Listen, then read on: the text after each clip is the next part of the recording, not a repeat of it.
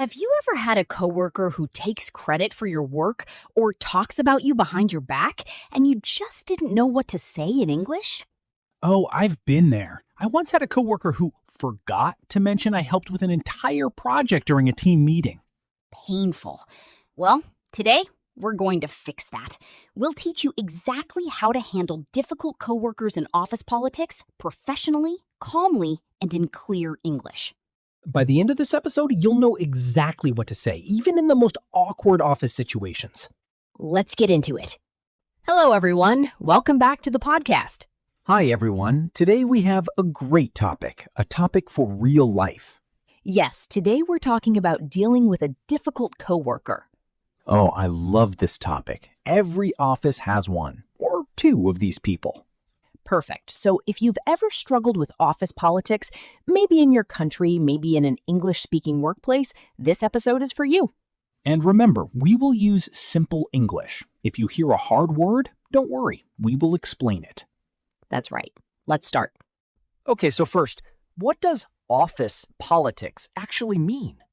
Good question. It's the way people behave, compete, or influence each other at work, sometimes in a positive way, but often in a negative way too. So a difficult coworker is someone who makes that negative, right?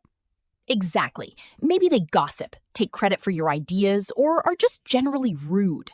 What are some phrases to describe this kind of behavior? You could say, she talks behind people's backs, or he takes credit for other people's work. What about someone who's just negative all the time? You might say, he has a really negative attitude, or she's always complaining. And someone who's controlling? He micromanages everything is a really common phrase in the workplace. Very useful. I definitely know people like that. Vocabulary box. Office politics. The way people behave and compete for influence at work. Gossip. To talk about other people's private business. Take credit. To claim you did something, even if someone else helped. Attitude. The way someone thinks or feels, shown through behavior. Micromanage. To control every small detail of someone's work. Okay, now let's talk about the actual conversation. If someone's behavior is bothering you, it's usually best to address it directly first. That sounds scary. How do we start that conversation? Start calm and neutral. Hey, do you have a minute? I wanted to talk about something. And then how do we explain the issue without sounding aggressive? Use I statements instead of you statements. For example, I felt a bit overlooked in the meeting instead of you ignored me. Ah, that's much softer. Exactly. I statements focus on how you feel, not on blaming them directly. What if they get defensive? Stay calm. You can say, I'm not trying to blame you. I just wanted to bring it up so we're on the same page. On the same page? What does that mean? It means understanding each other and agreeing on something. It's a very common workplace phrase. Good one. What if the conversation doesn't go well? That's okay. At least you tried directly first. It sets you up well for the next step, if needed. Vocabulary box. Address an issue, to talk about a problem directly. I statement, a way of expressing feelings without blaming. Overlooked, not noticed or recognized. On the same page, understanding and agreeing with each other. Defensive, reacting like you're being attacked or criticized. Okay, so what if talking directly doesn't work? Then it might be time to involve your manager, or HR, human resources. How do we start that conversation professionally? You could say, I wanted to flag an issue I've been having with a colleague. Flag an issue. Nice phrase. It means to bring attention to a problem. Very common in office English. What if you're worried about sounding like you're complaining too much? Focus on facts, not emotions. This has affected my ability to complete the project on time. Sounds much more professional than I'm so annoyed. Good point. Facts over feelings. Exactly. And always stay solution-focused. I'd like to find a way to work together more smoothly. Shows you're being constructive. What if HR asks for specific examples? Be ready with 2 or 3 clear situations. For example, last Tuesday during the client call. Specific and calm. Got it. Vocabulary box. HR, human resources.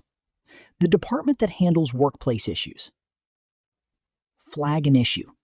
To formally bring attention to a problem. effect, to have an impact on something. Solution-focused, concentrating on fixing the problem, not just complaining. Constructive, helpful, and aimed at improvement. Now, let's talk about everyday survival. How do you stay professional with a difficult coworker, day to day? This is the part I struggle with the most. One tip, keep communication in writing when possible. Just to confirm, I'll send you the report by Friday, creates a clear record. Smart, especially if there's ever a disagreement later. Right.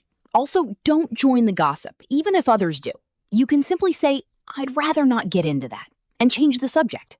Polite but firm. Exactly. And finally, set boundaries. I'm happy to help, but I do need to focus on my own tasks right now. Good phrase for protecting your time. And remember, staying calm and professional, even when others aren't, makes you look good in the long run. That's true. People notice who stays classy. Vocabulary box. In writing. Communicated through text, email, or documents. Create a record. To have written proof of something.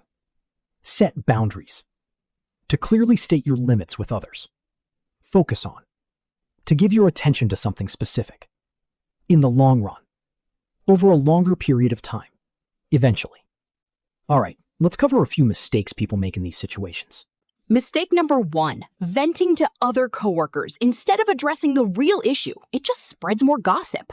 Right, that makes the office politics worse, not better. Mistake number 2, sending angry emails. Always wait and reread before sending anything emotional. Good advice, the wait 24 hours rule. Mistake number 3, using you always or you never. These phrases sound like attacks and make people defensive. Right, stick to I statements like we said earlier. And mistake number 4, avoiding the issue completely and just hoping it goes away. Which usually just makes things worse over time. Okay, quick recap. What are our key steps today?